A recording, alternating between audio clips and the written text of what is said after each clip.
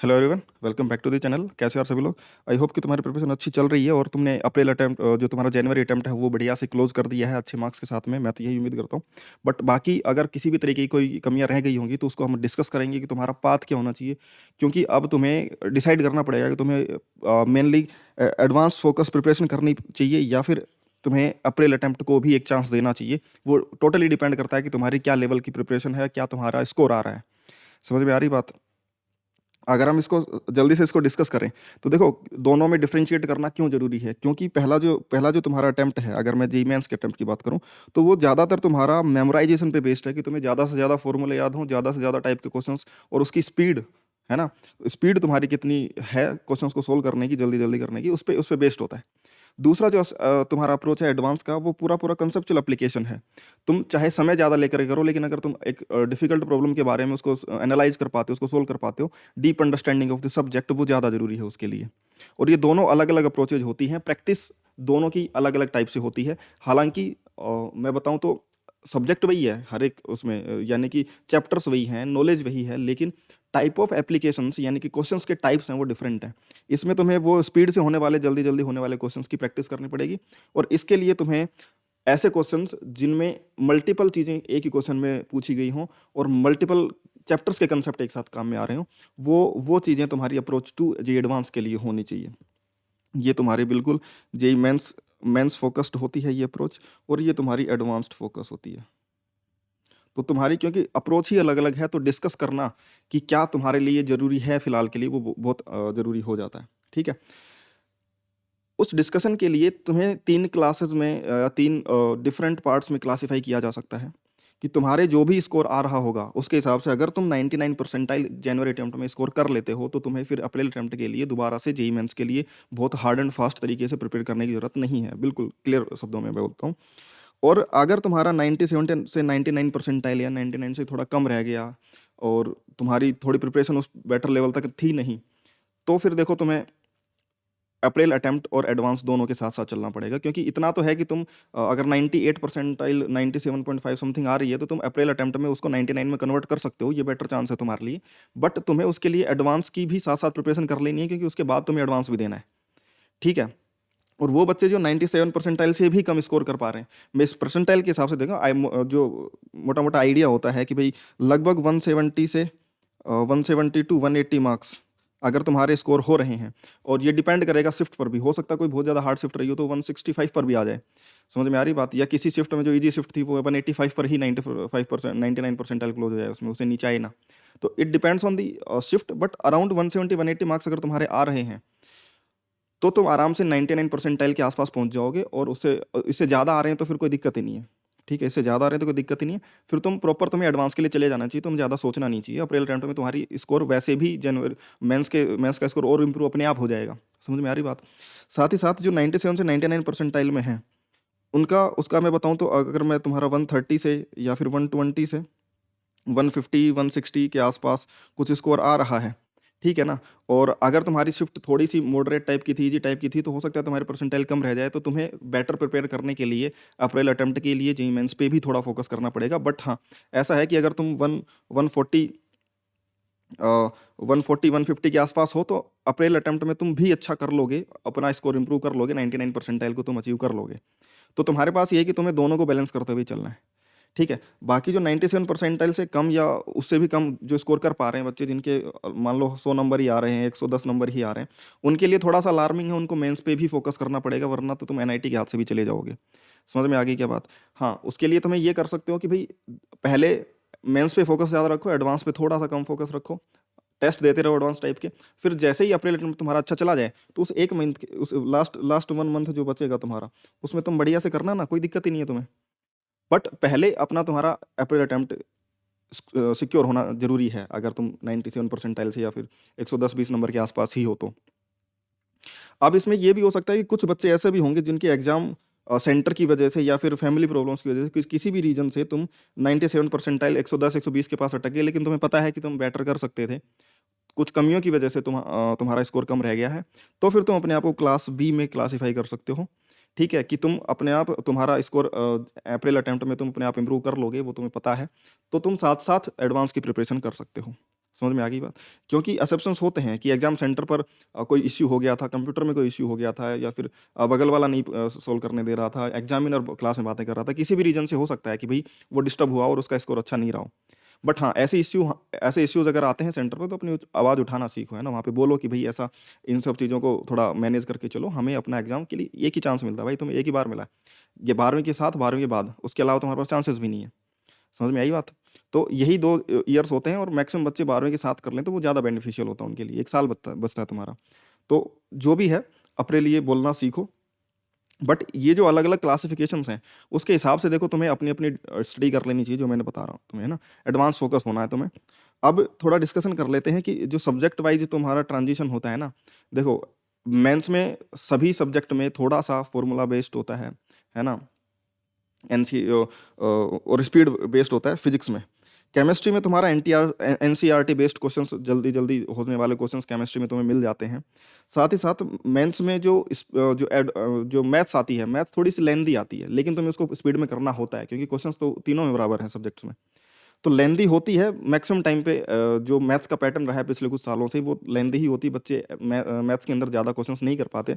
इसीलिए तुम्हारा मेंस अगर फिजिक्स में और केमिस्ट्री में स्कोर अच्छा है, तो तुम एक अच्छी परसेंटाइल स्कोर कर लेते हो। मेंस में अगर मैथ्स में तुम्हारा तुम्हारा स्कोर थोड़ा बहुत कम भी रह जाता है, तो वो ज़्यादा मैटर नहीं करता फिर, ठीक है? बट हाँ, तीनों सब्जेक्ट ज़रूरी हैं, तीनों को बराबर पढ़ना है क्योंकि एडवांस में तो तीनों ही हेल्प करेंगी। एडवांस में तो तुम्हारे सब्जेक्ट वाइज़ कट ऑफ भी रहती हैं, ठीक है?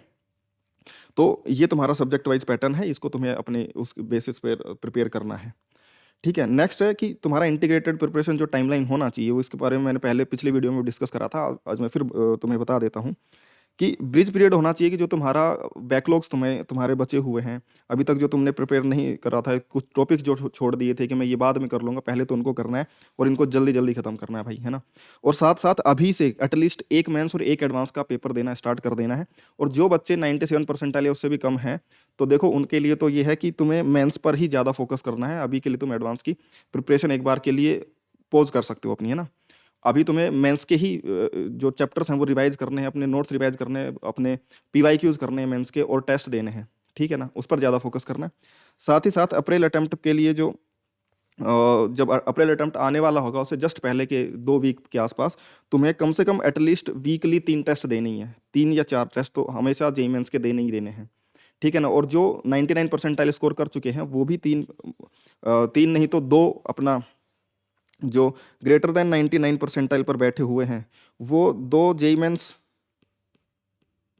और वीक में 2 जेईई एडवांस्ड, ये पैटर्न उस समय भी फॉलो कर सकते हैं। इनिशियली तो तुम यही रख लो तो कोई ज़्यादा दिक्कत वाली बात नहीं है, 1 मेंस और 1 एडवांस हर वीक देते रहो कुछ 1-2 वीक तक और अपनी प्रिपरेशन को और रिविजन्स के थ्रू क्वेश्चन प्रैक्टिस में ज़्यादा टाइम दो और उन पेपर्स को जो भी तुम पेपर देते हो उनको एनालिसिस करना बहुत ज़रूरी है, वो हम आगे डिस्कस करेंगे, ठीक है? उसके बाद में देखो जब अप्रैल अटेम्प्ट खत्म ही हो गया उसके बाद तो क्या ही बचा है, फिर तो सभी को एडवांस के लिए प्रिपेयर करना है और at least 3 days full 6 hour mock test देने हैं तुम्हें। समझ में आ रही बात? पूरे 6 आवर मॉक टेस्ट देने हैं कि पूरे 2-2 टेस्ट देने हैं। जो पूरा पैटर्न होता है एडवांस का उसी के बेसिस पे तुम्हें वीकली कम से कम 3-3 टेस्ट देने हैं। 3-3 दिन तुम्हें टेस्ट देने हैं, तो 3 दिन दोगे तो वीक में 6 टेस्ट हो जाएँगे तुम्हारे।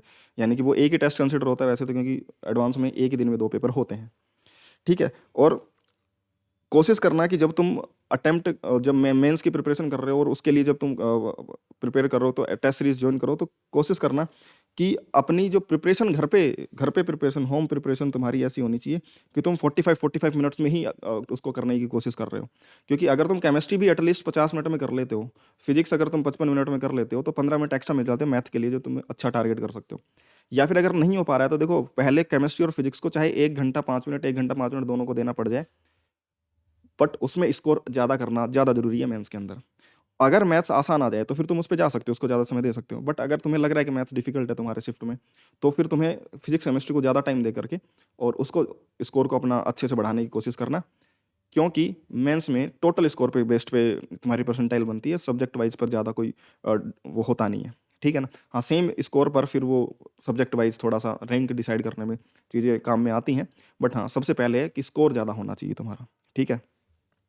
तो ये सारी चीज़ें हैं। उसके बाद में देखो यार, जो तुम्हारा की रिसोर्सेज जो तुम्हारी हैबिट्स हैं उनको थोड़ा तुम्हें सही करना पड़ेगा। लॉग बुक, पेपर एनालिसिस,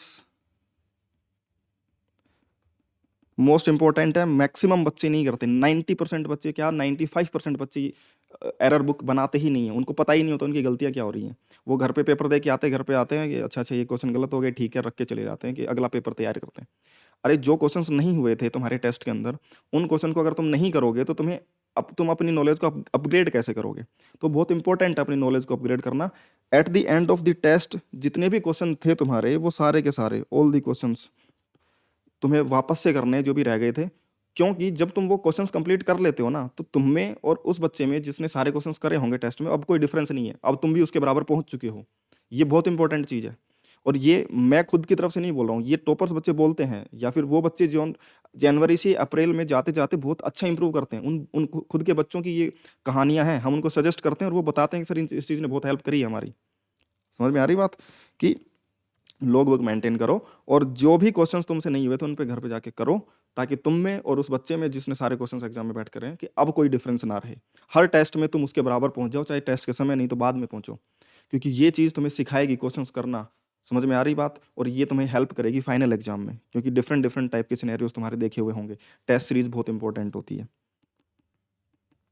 ठीक है, टेस्ट सीरीज बहुत इंपॉर्टेंट होती है, जिसकी डिस्कशन हमने पिछले स्लाइड में भी करी है। तो देखो, लॉग बुक एरर बुक बनाना बिल्कुल ज़रूरी है, उसको रिव्यू भी करते रहना चाहिए कि मैं क्या क्या मिस्टेक्स कर रहा हूँ, क्या वो कम हो रही हैं कि नहीं हो रही है ना? मैं बबल गलत भरता हूँ, या फिर मैं फॉर्मूले गलत लगाता हूँ, या फिर मुझे कंसेप्ट ही नहीं आते किसी चैप्टर के, उन चैप्टर्स को रिवाइज करो जो, तो वो जब तुम लिखोगे तब पता चलेगा तुम्हें। समझ में आ रही बात? नोट्स वेरी वेरी इंपॉर्टेंट है हर एक सब्जेक्ट के। सबसे पहले नोट्स कंप्लीटेड होने चाहिए, उसके बाद ही तुम्हें किसी और चीज़ पर जाना है, तुम्हें पीवाईक्यू पर जाना है। नोट्स के क्वेश्चन तुम्हारे 100% होने चाहिए, नोट्स की थ्योरी तुम्हारे 100% होनी चाहिए। समझ में आ गई बात? उसके बाद तुम किसी भी सोर्स पर जा सकते हो, पीवाईक्यू पे जा सकते हो, किसी बुक पे जा सकते हो। ठीक है? केमिस्ट्री में जो ऑर्गेनिक वगैरह है उनको रिवाइज करने के तुम शॉर्ट नोट्स बना सकते हो, उसकी रिएक्शंस को रिवाइज करने के लिए। जहाँ जरूरत है शॉर्ट नोट्स बनाओ, अदरवाइज ऐसा फिजिक्स में तो मुझे नहीं लगता कि शॉर्ट नोट्स की जरूरत है, तुम पेज पलटते जाओ, तुम्हें रिवाइज होता जाता है। अगर तुमने 2 बार रिवाइज कर लिया ना, तो तीसरा रिवीजन तो तुम्हारा पेज पलटने से हो जाता है, तुम्हें दिखते जाते हैं, याद आते जाती हैं चीज़ें, दिखती जाती याद आती जाती हैं। बट ये तुम्हें डेवलप करना पड़ेगा, क्योंकि 2 से 3 रिवीजन तो तुम्हें कर लेने हैं। कम से कम 1 रिवीजन तो कर ही लिया होगा, और 2 रिवीजन जो करके गए थे उनके स्कोर अपने आप अच्छा आया होगा। जिन्होंने नहीं किया था वो अब कर लें, अपने अटेम्प्ट से पहले कम से कम 2 रिवीजन तो तुम्हें नोट्स के कर लेने हैं, उसके क्वेश्चंस के कर लेने हैं। ठीक है? नई बुक्स पर नहीं जाना है कि मैं तो अब एचसीवी सोल्व करूंगा, एरोडो सोल्व करूंगा, या फिर ब्लैक बुक सोल्व करूंगा, या फिर मैं एनएफएसटी सोल्व करूंगा। नहीं करी थी पहले तो अब दोबारा से ट्राई मत करना। समझ में आ रही है क्या बात? पहली बार लेके मत बैठना। जो तुमने किया हुआ सवाल है वही तुम्हें दोबारा से रिपीट करने हैं, जो तुम्हारे मॉड्यूल तुमने किए होंगे, जो तुम्हारे पीवाई के तुमने किए होंगे, वो ज़्यादा बेनिफिशियल होंगे तुम्हारे लिए। समझ में आ गई बात? जिन बच्चों ने पहले से 2-2 3-3 बार वो ये सब पीवाई क्यूज और जो तुमने सोल्व करी है बुक, स्टैंडर्ड बुक वो कर रखी हैं, तो तुम नई बुक्स पर जा सकते हो। बट उससे ज़्यादा रिलेवेंट है कोचिंग का मटेरियल सोल्व करना, क्योंकि उसमें एग्जाम रिलेवेंट क्वेश्चंस ज़्यादा होते हैं। समझ में आ गई क्या बात? तो मोस्ट इंपॉर्टेंट है कि तुम्हारे स्टैंडर्ड जो चीज़ें हैं तुम्हारी, उस पर स्टिक करो, जो तुमने पहले सोल्व करी हैं उन क्वेश्चंस को। क्योंकि देखो, 1000 क्वेश्चंस को एक बार करना उससे ज़्यादा बेनिफिशियल है 300 साढ़े 3 क्वेश्चन को 2 से 3 बार सोल्व कर लेना। क्योंकि वो तुम्हें हर बार तुम्हारी रिफाइनमेंट बढ़ाएंगे सवालों में और तुम्हारी समझ में उस सवालों को लेकर के। तो 1000 नए क्वेश्चन से अच्छा है 300 साढ़े 300 क्वेश्चन को तुम 3 बार करो। समझ में आ गई बात? तो तुमने पहले भी किए हैं, अब से फिर से करने हैं, पीवाई क्यूज दोबारा से करने हैं, और जो मटेरियल तुमने सोल्व करा था वो दोबारा से करना है। ठीक है? स्टेमिना जो तुम्हारा होना चाहिए वीकली टेस्ट का, कि तुम्हें पता होना चाहिए जो 99 परसेंटाइल से ऊपर हैं उनका स्टेमिना होना चाहिए कि वो लगातार 6 घंटे बैठ के पेपर दे पाएँ। वो तभी डेवलप होगा जब तुम अभी से अपने एडवांस की प्रिपरेशन पे ध्यान दोगे। और जो मेंस का बच्चा जो अप्रैल अटेम्प्ट के लिए मेंस को टारगेट कर रहा है दोबारा से, ठीक है ना? उसकी क्या क्राइटेरिया मैंने पहले डिस्कस कर ली है, पीछे जाकर के कोई बच्चा अगर मिस कर चुका है तो वो जाके देख सकता है। अगर अप्रैल अप्रैल अटेम्प्ट को टारगेट कर रहे हो तो 3 घंटे बैठकर क्वेश्चन करने की हैबिट होनी चाहिए। घर पर भी वैसी ही हैबिट होनी चाहिए तुम्हें, घर पर भी होम प्रैक्टिस भी, होम प्रैक्टिस जो तुम्हारी होनी चाहिए सेम एज एग्जाम होनी चाहिए। एग्जाम में तो तुम चाहते हो कि 1 घंटे में मुझसे 25 क्वेश्चन हो जाएं जो मेंस के, घर पे तुम 1 घंटे में 10 क्वेश्चन ही करते हो आराम आराम से। कैसे होगा भाई? दिमाग तो वही है ना, दिमाग फिर भी ट्राई करता है। अगर तुम घर पे 10 करते हो तो एग्जाम में 15 करने की कोशिश करता है। लेकिन उसको हैबिट घर पे डालो ना 25 क्वेश्चन करने की, ताकि एग्जाम में और जल्दी तुम्हारा काम खत्म हो चुके हो सके, और जो डिफिकल्ट क्वेश्चन उस पर तुम दोबारा से ध्यान दे सको। घर पे भी जैसे एग्जाम में करते हो कि नहीं आया तो छोड़ दो अगले पे चलो, नहीं आया छोड़ दो अगले पे चलो, वही सेम चीज़ घर पे भी करनी है। घर पे भी प्रैक्टिस टेस्ट की तरह ही करनी है यार। समझ में आ रही बात? और ये बहुत इंपॉर्टेंट चीज़ें हैं एग्जाम पॉइंट ऑफ व्यू से। ठीक है? एग्ज़ाम में बहुत हेल्प करेंगी क्योंकि तुम्हारा तुम्हारा दिमाग को तुमने उसी तरीके स्टिम्युलेट कर रखा है कि वो एग्ज़ाम के पैटर्न के हिसाब से ही सोचता है, वो जल्दी-जल्दी चीज़ों को अप्रोच करने की सोचता है। नहीं आ रहा है छोड़ो आगे चलो, नहीं आ रहा है छोड़ो आगे चलो। जैसा एग्ज़ाम में करते हो, वहाँ टाइम वेस्ट नहीं करते, वैसा ही घर पे करने की कोशिश करो। हो सकता है तुम्हारे साथ पहली बार में अगर तुम कर रहे हो और तुम्हारी प्रिपरेशन अच्छी नहीं है, तो हो सकता है तुम 25 क्वेश्चन में से सिर्फ 10 क्वेश्चन कर पाओ, कोई दिक्कत नहीं है। लेकिन वो चीज़ इम्प्रूव होगी, वो धीरे-धीरे 12, 15, 18 पे जाएगी। घर की प्रैक्टिस में अगर वो 12, 15, 18 पे चली जाएगी, तो एग्ज़ाम में तो दिमाग वैसे ही थोड़ा ज़्यादा काम करता है। क्योंकि वहाँ पर थोड़ा-सा ऐसा रहता है कि यार मैं जल्दी-जल्दी चीज़ें करूँ। हाँ, वहाँ पे मिस्टेक्स होने के चांसेस भी ज़्यादा हैं, लेकिन वो मिस्टेक्स भी कम हो जाएँगी जब तुम अपनी एरर बुक पर काम करोगे और घर की प्रैक्टिस को उसी तरीके से लोगे। समझ में आ गई क्या बात? तो ये बहुत सारी चीज़ें इंपॉर्टेंट हैं। बाकी देखो ऐसी और भी चीज़ें अगर तुम्हें डिस्कस करनी हो, करियर गाइडेंस लेना हो या फिर सब्जेक्ट कोई गाइडेंस लेना हो, फिज़िक्स में कोई भी डाउट हो, तो अपने टेलीग्राम ग्रुप पे आ सकते हो तुम, डिस्क्रिप्शन तुम्हें तुम्हें लिंक मिल जाएगी। बाकी ऐसी और वीडियोज़ जो इन्फॉर्मेटिव होंगी, तुम्हारे लिए काम की होंगी, मैं बनाता रहूँगा। तुम्हें किसी और चीज़ के बारे में डिस्कस करना हो तो मुझे कमेंट में बता देना, मैं उस पर भी वीडियो बना दूँगा। ठीक है? बाय। अच्छे से पढ़ाई करो।